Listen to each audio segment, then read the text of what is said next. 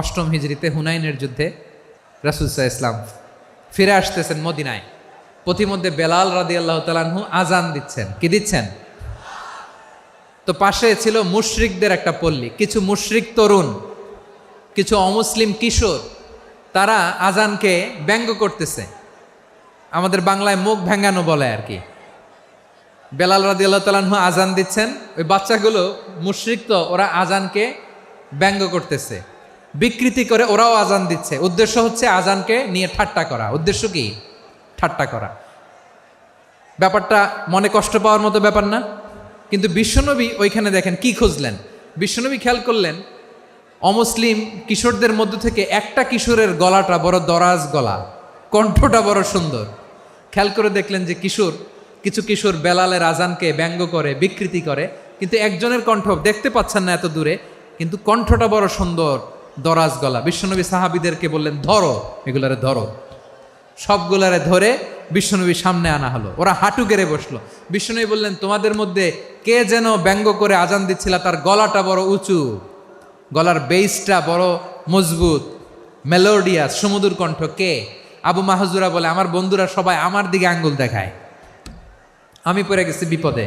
রাসূল সাল্লাল্লাহু আলাইহি ওয়াসাল্লাম বাকি অমুসলিম তরুণদেরকে ছেড়ে দিলেন, বললেন তোমরা যাও। এবার আবু মাহজুরারে পাইছে।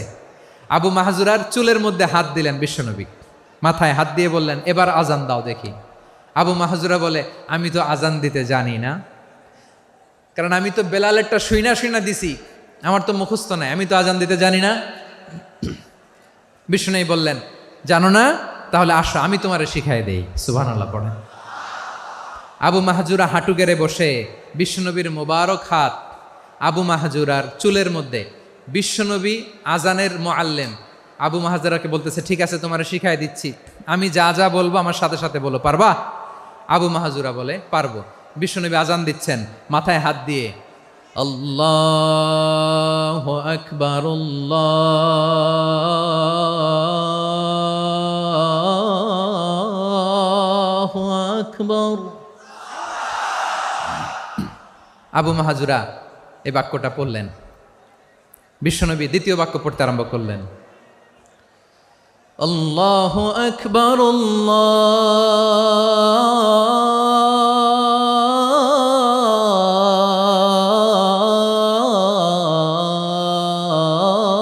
আল্লাহু আকবার। আবু মাহজুরা এই বাক্যটাও বললেন। বিশ্বনবী আবু মাহজুরার মাথার মধ্যে হাত দিয়ে তৃতীয় বাক্য পড়লেন, আশহাদু আল্লা ইলাহা ইল্লাল্লাহ।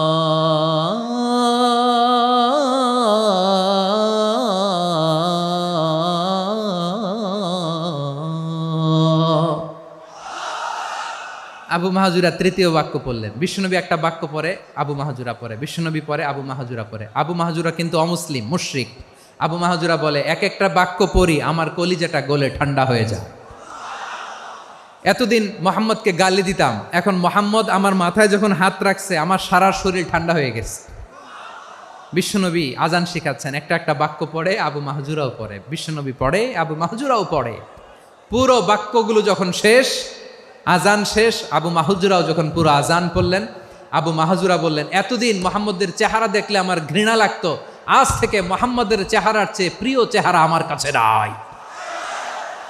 আবু মাহজুরা বললেন, ও মুহাম্মদ, আজানের বাক্য তো আপনি আমারে শেখালেন, এখানেই শেষ করবেন না, আপনি আমারে পড়ায় দেন, লা ইলাহা ইল্লাল্লাহু মুহাম্মাদুর রাসূলুল্লাহ সাল্লাল্লাহু আলাইহি ওয়াসাল্লাম।